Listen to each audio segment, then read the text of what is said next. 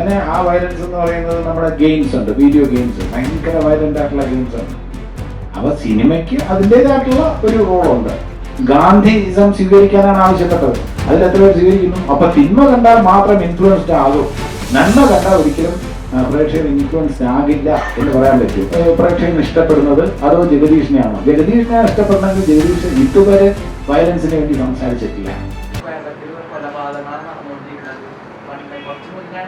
കൊലപാതകം നടന്നാലും ദൃശ്യ മോഡൽ എന്നാണ് പറയുന്നത്. ഇപ്പോഴത്തെ മാർക്ക് എന്നാണ് പറയുന്നത്. ഈ സിനിമ ഈ ഇതിനൊക്കെ ഇൻഫ്ലുവൻസ് ചെയ്യുന്നു വിചാരിക്കുന്നുണ്ടോ? അല്ല, കുറച്ചൊക്കെ ഇൻഫ്ലുവൻസ്ഡ് ആവും, ഇല്ലെന്ന് പറയാൻ പറ്റുന്നില്ല. പക്ഷേ ഇത്തരത്തിലുള്ള സിനിമകൾ, നമ്മുടെ ഈ അഡൽട്ട് സ്റ്റോറി സിനിമകൾ അല്ലെങ്കിൽ ഭയങ്കര വയലന്റ് മൂവീസ് എല്ലാം കുട്ടികൾ കാണാൻ പാടില്ല, ബിലോ ദ ഏജ് ഓഫ് 18 കാണാൻ പാടില്ല എന്ന് സെൻസർ ബോർഡ് വളരെ സ്ട്രിക്റ്റ് ആയിട്ട് പറയുന്നുണ്ട്. എന്നിട്ടും കുട്ടികൾ കാണുന്നുണ്ടെങ്കിൽ അതിൽ നമ്മുടെ പാരൻസിന്റെ ഒരു ഉത്തരവാദിത്വം കൂടെ അതിനകത്ത് അവരും കൂടെ ഉണർന്ന് പ്രവർത്തിക്കേണ്ടതായിട്ടുണ്ട്. പിന്നെ ഇവിടെ വയലൻസിന്റെ സ്വാധീനത്തിലാണ് ഇതെല്ലാം ചെയ്യുന്നതെന്ന് നമുക്ക് അങ്ങനെ പറയാൻ പറ്റില്ല. അങ്ങനെ ആ വയലൻസ് എന്ന് പറയുന്നത് നമ്മുടെ ഗെയിംസ് ഉണ്ട്, വീഡിയോ ഗെയിംസ്, ഭയങ്കര വയലന്റ് ആയിട്ടുള്ള ഗെയിംസ് ഉണ്ട്. അപ്പൊ സിനിമയ്ക്ക് അതിൻ്റെതായിട്ടുള്ള ഒരു റോളുണ്ട്. പക്ഷെ സിനിമ മാത്രമാണ് എന്ന് പറയാൻ പറ്റില്ല. സാഹിത്യത്തിനും കലയ്ക്കും എല്ലാം തന്നെ നമുക്ക് ചുറ്റും നടക്കുന്ന കാര്യങ്ങൾ, വേറെ ഒരു സ്ഥലത്ത് നടക്കുന്ന കാര്യങ്ങൾ നമ്മളെ ഇൻഫ്ലുവൻസ് ചെയ്തേക്കാം. അമേരിക്കയിൽ ഒരു വിദ്യാർത്ഥി വന്ന് കൂടെയുള്ള 25-30 വിദ്യാർത്ഥികളെ വെടിവെച്ച് കൊല്ലുന്ന വാർത്ത കണ്ടാൽ തീർച്ചയായിട്ടും ഇവിടുത്തെ ഒരു പയ്യനെ സ്വാധീനിക്കില്ലേ? സിനിമ സ്വാധീനിക്കുന്നത് പോലെ തന്നെ ആ സംഭവം അതിന്റെ വിഷ്വൽസും ഒക്കെ കാണുന്നുണ്ട്. നമ്മൾ വിഷ്വൽസ് കാണുന്നത് തന്നെ നമ്മൾ അത് നമ്മളിപ്പോ കണ്ട എന്താ, പിന്നെ നാഷണൽ ജിയോഗ്രഫിക്കിൽ നമ്മൾ കാണുന്നത് ഒരു സിംഹം ഇങ്ങനെ പോയി ഒരു മാനിനെ ഇങ്ങനെ പിടിക്കുന്നത് കണ്ടു കഴിഞ്ഞാൽ നമ്മുടെ മനസ്സിൽ ഒരു സങ്കടവും വിഷമവും അയ്യോ എന്ന് നമ്മുടെ കണ്ണടച്ചു പോകുന്നു. ചിലരതല്ല, അത് കണ്ടിട്ട് അതാ പിടിക്കുന്ന നോക്കി, മാനിനെ പിടിക്കുന്ന നോക്കി എന്ന് പറഞ്ഞ് ആവേശത്തോടെ നോക്കുന്ന ആൾക്കാരുണ്ട്. ഈ കാണുന്ന ആൾക്കാരുടെ മനസ്സിൽ അത് ആ വയലൻസ് ഇഷ്ടപ്പെടുന്നവര് തീർച്ചയായിട്ടും ഇതിൽ സ്വാധീനിക്കപ്പെടും. അപ്പൊ അതുകൊണ്ട് അത്തരം സിനിമകളെക്കാളും തീർച്ചയായിട്ടും കുറച്ചുകൂടെ ഒരു പീസ് ഒക്കെ ഉള്ള സിനിമയായിരിക്കും ജനത്തിന് കൂടുതൽ സ്വീകാര്യമാവുക. പക്ഷേ കാലം മാറുന്നതനുസരിച്ച് നമ്മുടെ OTT-യിലും ഒക്കെ വരുന്ന സിനിമകളൊക്കെ നമ്മളിപ്പോൾ വേണ്ടെന്ന് വെച്ചിരുന്നാൽ തന്നെയും OTT-യിൽ വരുന്ന അന്യഭാഷാ ചിത്രങ്ങൾ, കൊറിയൻ മൂവീസ്, അതിലെല്ലാം വയലൻസ് ഉണ്ടാവും.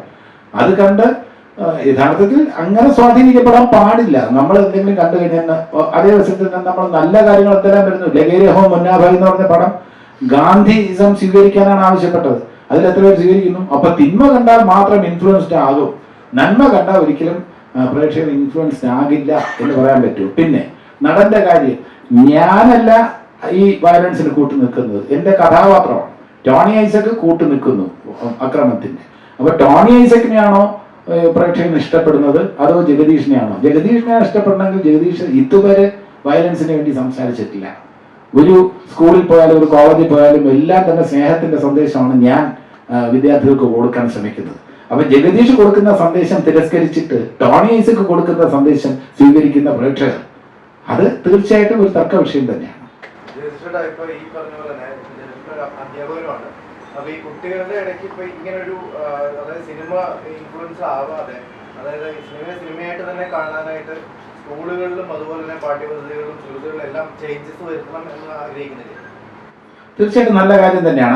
അതിനെതിരെ മുഖം തിരിക്കേണ്ട കാര്യമില്ല. നമ്മളിപ്പോ ഈ ലഹരിയൊക്കെ ഏറ്റവും കൂടുതൽ വിൽക്കപ്പെടുന്ന എവിടെയാണ്? സ്കൂളുകളുടെയും കോളേജുകളുടെയും അടുത്താണ് ഏറ്റവും കൂടുതൽ വിൽക്കുന്നത്.